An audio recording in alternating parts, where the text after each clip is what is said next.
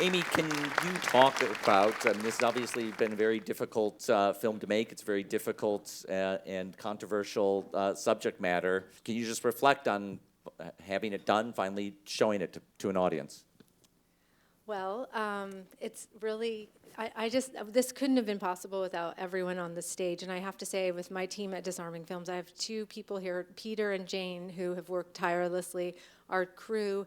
It was so emotionally exhausting at times, and there were so many walls that went up as we were making this film. But just watching it and hearing your voices, I feel so honored. So thank you so much. Paul and Ann, let me start with you. If you can talk about what the work that you're doing now and what this film means to that work. We started this journey long before we met Amy, not really knowing what to do with it.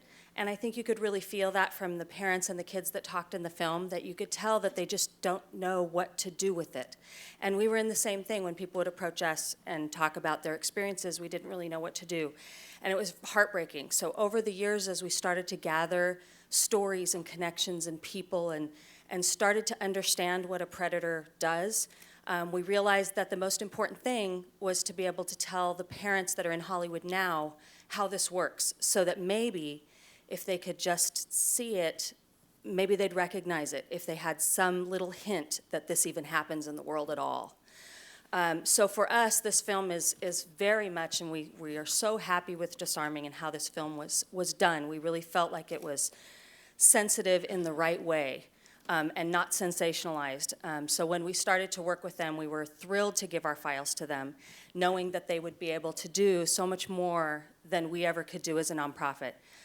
So while they were working on the film, we worked on some legislation in California and got a law passed in California for the first time, amazingly, that people working in the industry with children now have to be fingerprinted, but only in California.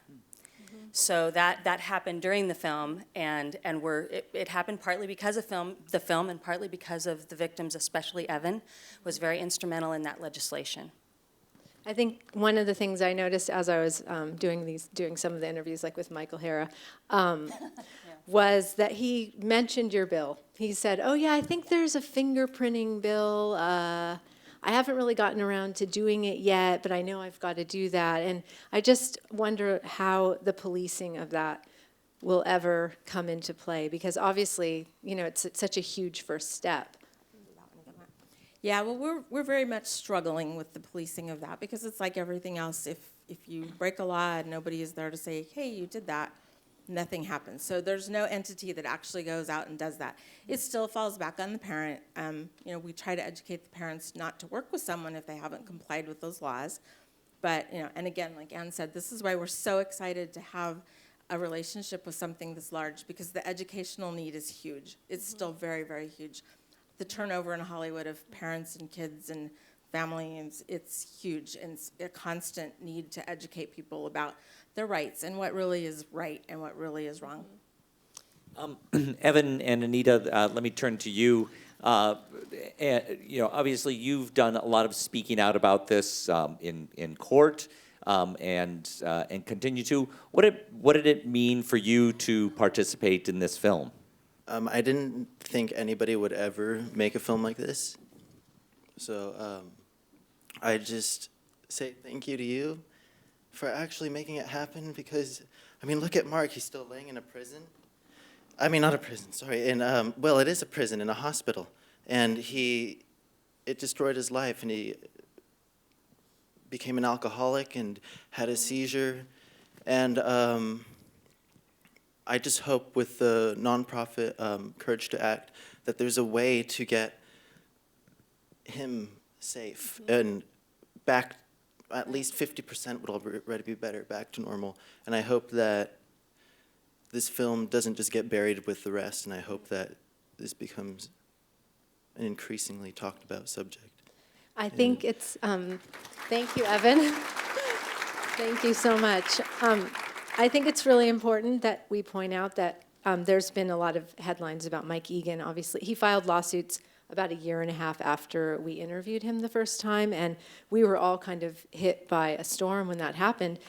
Mike participated in this film because he wanted to get help for his friend. He had so much guilt that he brought his friend to that party.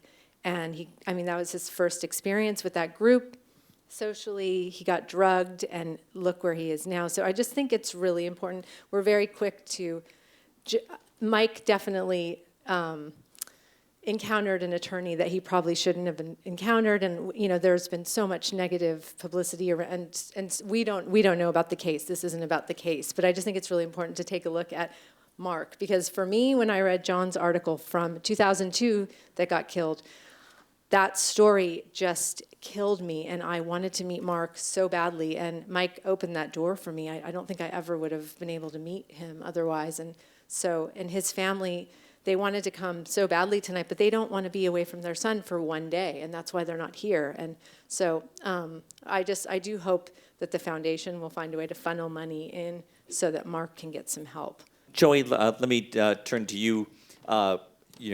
We see that incredible scene in the film where you are confronting Michael Hara on the phone, and then Amy has this interview with him. I wonder what it's like for you to watch the film, and also can you talk about your own choice to participate in this film? I can only say that I was concerned before the film. As I sat down to watch it, I was worried. I was wondering, what I was going to feel at the end of the film, if I was going to feel positive or negative about how I came across. Because let's face it, that's what prevents people from coming forward, because they're afraid of being labeled many things, whatever you're thinking about right now in your mind. There's a lot of different things and feelings about this. It's so sensitive. But I got to say, at the end of the film, after watching it, I felt really good. I thought you did a great, great, great job. I really can. I mean that sincerely. As far as Michael Hara, I loved how you put together the, my scene and then his scene, and it was really fascinating to see how quickly we forget, right? And how easy it is to brush something, well, I think it's normal, and yeah, it might have happened to me, and oh, well, it's just one of those things, those crazy things, la-di-da. And yet right there on record, on tape, it's, remember that time you were inappropriate with me? Yeah, I shouldn't have done that. Well, there's no real gray area except, that happens. It's rampant. It happens all the time. I'm shocked with all the stories. And so seeing it, I just hope that, like Evan said, I hope that it becomes a prevention for the future, because we can't change what happened. We can only prepare something, make it a more regulated industry. Thank you to you folks for introducing me to these folks, and I feel privileged and honored to be part of it. John Connolly, I want to pass a microphone to you. You've written as a journalist about this story for a long time, and you've faced opposition and having your story killed. I wonder, what is your perspective on some of the roadblocks to getting this story out into the world?